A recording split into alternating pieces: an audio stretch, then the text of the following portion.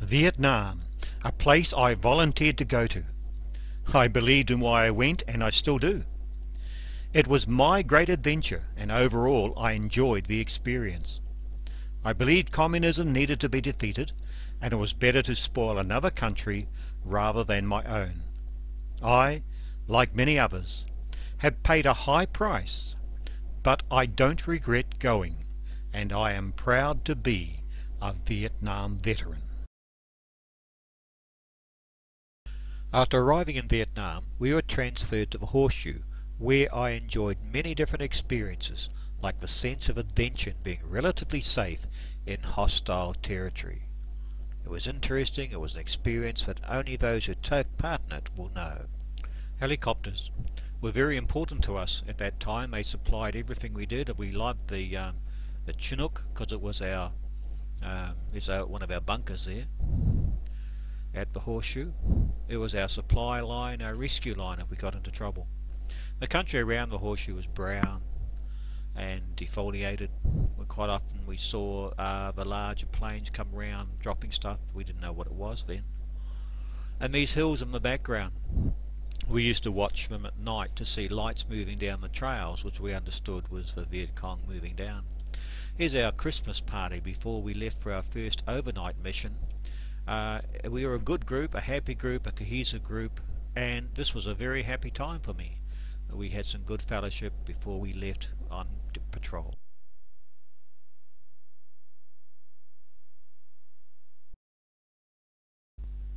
I regretted leaving the Horseshoe, but we had some fun at Nui Dat. This was the medic. These were the lines at Nui Dat. They were quite comfortable. The tents are okay. Here's the cookhouse. Good meals came from it. The guys did us well here as cooks. Here are the lines laid out as all army lines are laid out. It was a nice tidy camp really. Of course we had our own barbers, which was very good. These are some of the roads around Nui Dat where we did some training. You know, the tall trees around the place, I remember those well. This was our flag, I think. Can't quite see it properly there. Here's some of our guys practicing warrior games, getting off and running to the side of a road as if the enemy was there. Can't have been many because I was filming it. And here they are again riding along on the truck. It was a good time. Here's our sergeant, a man I greatly admired. And one stomach I remember too. I was friends with this guy particularly. And here are the guys coming back. I think they were coming back from something I wasn't on, or some I can't remember, but they pretending to be coming back and rushing as if they're doing something important. We had fun, you know. It wasn't all stress and terror at the time. We had a lot of fun in Vietnam. This is Flower, I think, and this is the officer we served under. He was a good guy and took good care of us. These other guys coming back. I can remember them when I see them, but I can't always remember their names. Colmany, I think this man was. He was a good guy. And these two are pretending to be war-weary soldiers, come back from the battlefield, worn out but ready for battle at any time. This guy, I like this guy. I like most of the guys, really. They were good. Good fellows to have. And at the end of every patrol, there was, of course, you have a bath, and then you had the free alcohol was offered. He's had a bath, all right. And he looks quite good, yeah. And these were forward scouts. They did a terrific job and had a real hard job too. The Chinooks were a real interest to me. They look so big and unwieldy, and yet they are able to take off with troops inside and towing lots of things. I enjoyed watching them, and they were one of the highlights of my experience in Vietnam, seeing them land and come in, because they were very much our lifeline. We depended upon the Chinooks and the Iroquois for our supplies and for our support. It was great. Here we'd assembled to go through a village by the looks of it in the early morning. There's some of our mighty warriors waiting to go in. As you know, in war you spend a lot of time waiting. Well, these two were acting, putting on a war, checking their weapons and their supplies, and come on, follow me.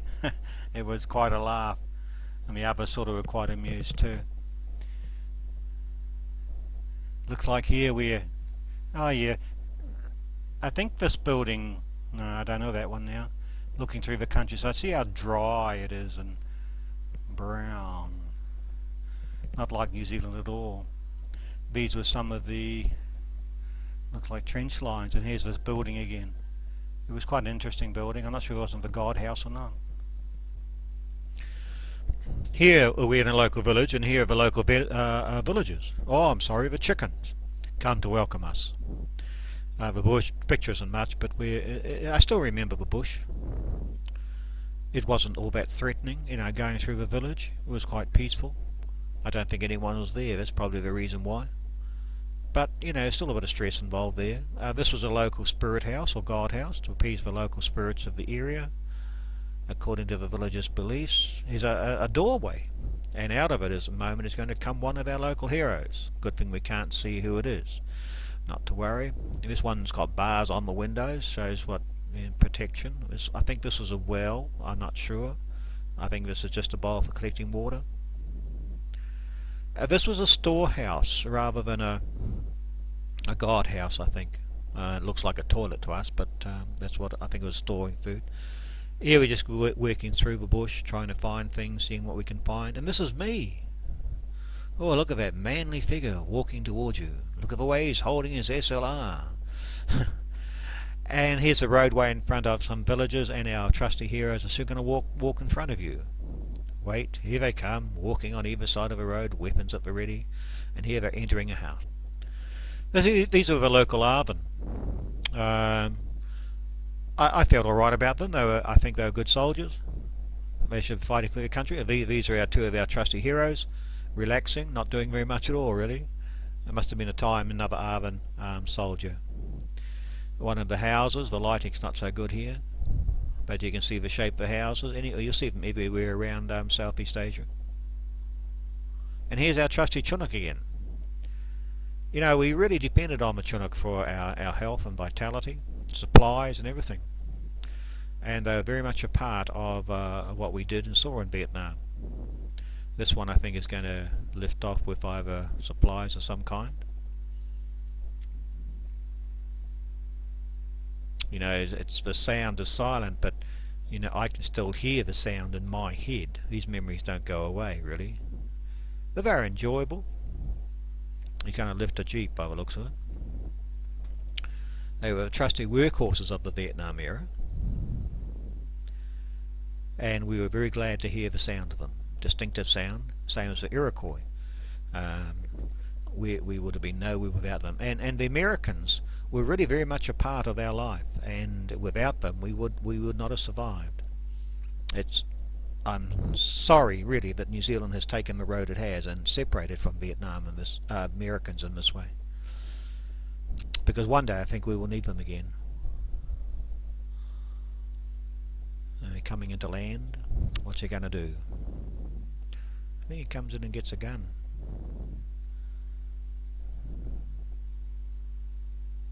See, they really spewed up the dust if you're around them.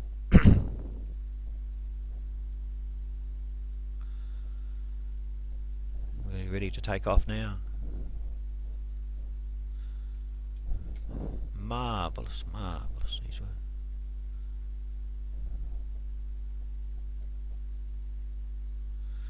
Now, this was impressive. You're lifting up the supplies and for shells and that for the gun, and the gun comes underneath.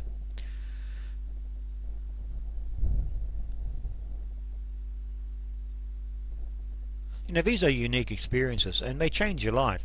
Once you've been in a situation like this and seen all these things, experienced what we did, you're never the same again. And someone who's never been in this experience can't even comprehend what you feel, how changed you become after being in a place like this. But it wasn't sort of herbicide poisoning that did me the damage, I don't think, but it was the rejection by New Zealand society.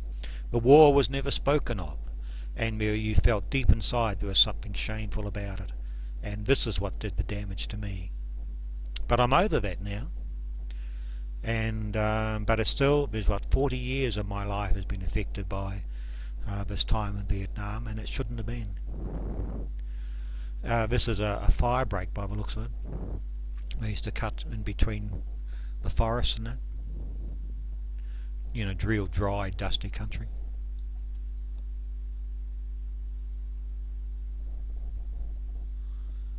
Still looks like dry, dusty country to me. I don't know what I'm looking at there. There's a bit of water in the distance. Remember going through the swamp area, walking through defoliated forests in the swamps. And here's a checkpoint. Most of you have been on checkpoints will know they were sort of routine, possible danger, but still mainly routine, I think. And here we are in the middle of nowhere. That's what it seemed like, digging a trench. You know, the soldiers did a lot of digging of trenches. I think this was the buildings in the town not far away. A local resident and child, more local residents. They were friendly enough. We never had much contact with them really. And I think this village, I think they were well, looks like we're manning a checkpoint there. I think the villagers have to get out while we search, I think this is them leaving, I think. They have to get out. They've got all their goods on their bicycles and that. Yeah, they were friendly enough, these people. The local headquarters, a helicopter taking off.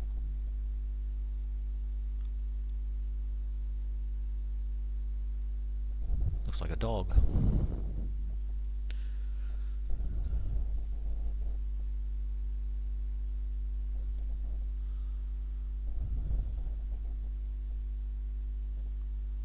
Looks like washing hanging on the line.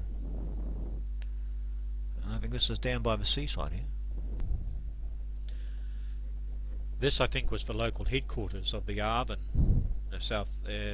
rather than ours. Here we're under the cool protection of some of the buildings. There's the South Vietnamese flag.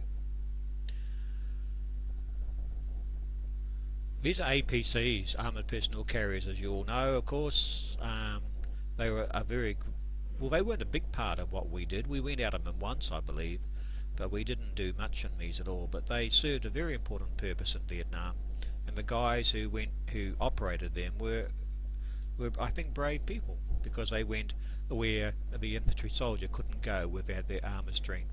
So we were grateful for them, and grateful for the opportunity we had to be with them. Here we'd gone to an operation along the coastline. A beautiful place. I remember it as being very hot on the white sands. And here we searched for the enemy. We never found them, but it was an interesting experience. Beautiful beaches, really. You just about taken off all your equipment, had a swim. You look closely enough, you'll start to see the heroes of the Vietnam War coming into sight. These Iroquois helicopters and their pilots really saved our lives many times, and the lives of their comrades many times. Not sure what this guy was doing. But this is back in the village here, and showing some of the fish they'd been caught. The villagers were quite friendly and experienced. Now this is the Iroquois coming down. You have to look very carefully, but they're just arriving now. Then they're just taking off straight away, just about. Here they go again. And you see, it was a dangerous and exciting job. I was interested in Vietnam and the people, and I was able to get on with an intelligence major to go to a place where they trained villagers in how to defeat the Viet Cong when they came. Here's the villagers all gathered together, ready to do their show for us. They're very patriotic and seem very keen on what they're doing. What are they doing? Oh, that's right. Here we are. We now have in action. We should see the Viet Cong start to run across. There they are at the back. They're running across, and we have a running commentary. And this chap was very enthusiastic, telling us everything that was going on. Yeah, I think here's more Viet Cong. What are they doing now? Taking over the village. Now, what do the villagers do? Beats me. Can't remember quite. But in the end, they win, of course. And all is well.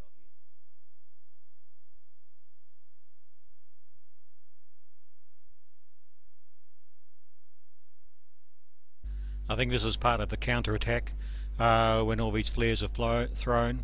And now the villagers come out. They've got the Viet Cong and bringing them out into the front. The villagers have won, and the chap is very patriotic. Here's the poor Viet Cong waiting for their judgment to fall upon them. And now it ends just about. We had a parade, that's right, all the ones taking part in it showed how good they were. It was very interesting and an interesting experience for me. And here go the patriots again, marching through. A lot of these people would be dead now, and I do think we betrayed them. The Americans betrayed them, these fine men, and I think we betrayed them when we left Vietnam without assisting. I think here we're on the truck starting to come home, and these are just shots of the area around Bung Tau, I think. And here, I think these are taken through the back door of a Chinook helicopter.